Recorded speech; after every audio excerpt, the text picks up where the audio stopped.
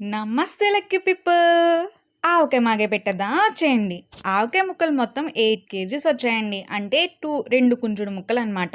ముందుగా కేజీ-పావు ఆవపిండి ఎంత వేస్తే దాని రేషియోలోనే కారం వేయాలి గుర్తుంచుకోండి. కేజీ-పావు కారం, 1 కేజీ సాల్ట్. మనం మామూలు సాల్ట్ కాదండి, పచ్చడి కలిపే సాల్ట్ వేరేగా ఉంటుంది, దాన్ని జల్లించి వేసుకోవాలి. పసుపు 1 స్పూన్, వెల్లుల్లిపాయలు మనకు నచ్చినన్ని వేసుకోవచ్చు.